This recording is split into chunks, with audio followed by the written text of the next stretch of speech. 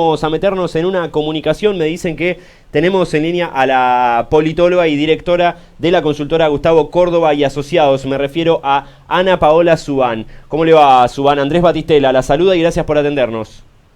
Andrés, ¿qué tal? Buenas tardes, ¿cómo están? Bien, muy bien.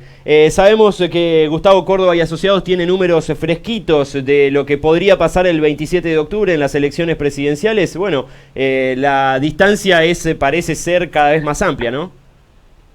Bueno, sí, hemos terminado una encuesta el 9, antes de ayer. Esta encuesta tiene la particularidad de ser una encuesta domiciliaria, es decir, que hemos tocado la puerta de 1.200 argentinos para preguntarles su intención de voto para el 27 de octubre, y nos hemos encontrado con que la diferencia entre Aníbal Fernández y Mauricio Macri se ha ampliado unos puntos. Tenemos a Alberto Fernández con unos 52 puntos porcentuales y el presidente Macri con 32 puntos, casi 33 puntos en la intención de voto. Eso hace una diferencia de unos 20 puntos aproximadamente, que es un poco más que lo que se había sacado en las PASO. Claro. Hay que tener en cuenta, por supuesto, que las encuestas sirven más para diagnóstico que para pronóstico, pero esta encuesta nos ha confirmado que el presidente Macri pierde algunos puntos, si bien conserva el caudal de votos, ha perdido algunos puntos de votantes que se han ido a Roberto Labaña, que creció en la intención de voto, y al mismo tiempo le ha sacado algunos puntos, alrededor de 2-3 puntos más o menos, a Espert y a Gómez Centurión. Claro. Esta encuesta domiciliaria, me decía, ¿en qué zonas del país, Ana Paola? Es una encuesta nacional, hay una representatividad de cada una de las provincias. Ajá, bien. Está bien distribuida entonces. Exactamente, sí, hemos tomado una muestra nacional, tenemos casos de cada uno de los 24 distritos electorales del país. Claro. Bueno, podría también ya concluirse que la campaña electoral del oficialismo, esto de la marcha del sí se puede y demás, no parece tener ninguna incidencia real en intención de voto, ¿no? Bueno, prácticamente no hay posibilidades de que a vistas de las elecciones, que faltan 16 días solamente, esta diferencia pueda acortarse todavía más. Claro, ¿no? claro. Digamos, la diferencia se ha venido ampliando, y la campaña del oficialismo, que ha apuntado a salir de alguna manera de las redes sociales y hacer una campaña un poco más territorial, con algunas demostraciones de fuerza en la calle, por decirlo de alguna manera, no logran revertir esa diferencia. Si nosotros pudiéramos sumar los votantes del resto de los candidatos, que no son los dos candidatos expectables, aún así no lograría acortar la diferencia, que es lo que requiere la Constitución, de 10 puntos porcentuales entre el primero y el segundo candidato. Claro. En su experiencia y en su opinión, ¿el debate del próximo domingo puede llegar a tener alguna incidencia en intención de voto? Bueno, yo creo que los debates son positivos desde todo punto de vista, contribuyen a que la población pueda asistir a las propuestas concretas de cada uno de los candidatos, pero no creo que influyan en la intención de voto, sino más bien confirman las expectativas previas o la intención de voto previa que cada uno de los electores tenía.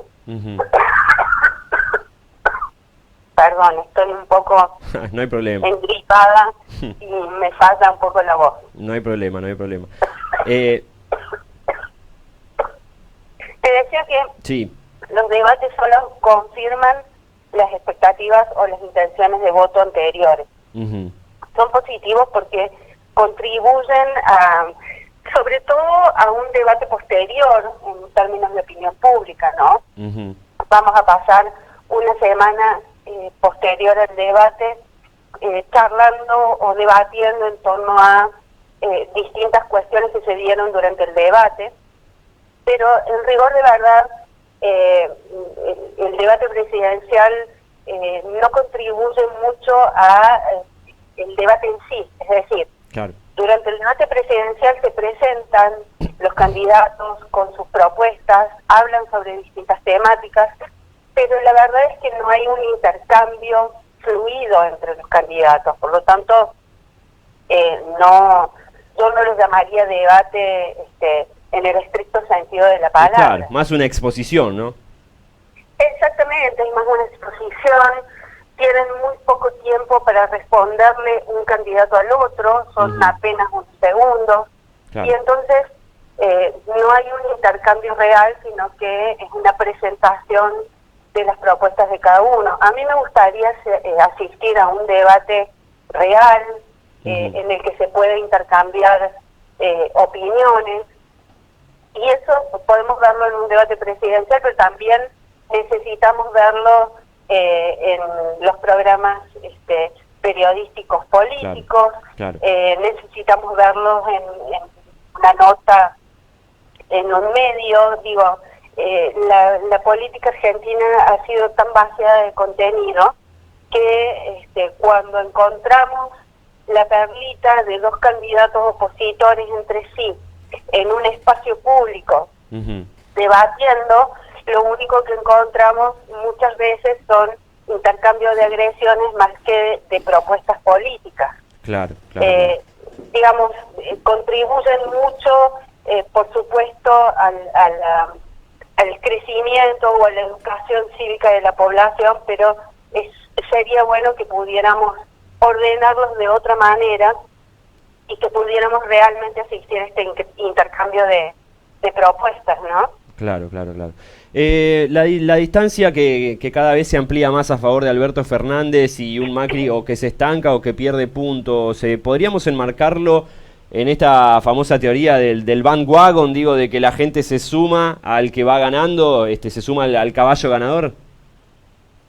Bueno, en esta elección puntualmente yo no lo vería desde ese punto de vista. Ajá. Se ha debatido mucho sobre si el voto en estas elecciones va a ser un voto económico, si va a ser un voto ideológico, si va a ser un voto de castigo. Digo, hay muchas motivaciones del voto. Yo creo particularmente que la población argentina, sobre todo cuando está inmersa en una crisis económica tan profunda y tan que pega tanto, el principal motivador del voto o la principal composición de esa motivación del voto es claramente un voto económico.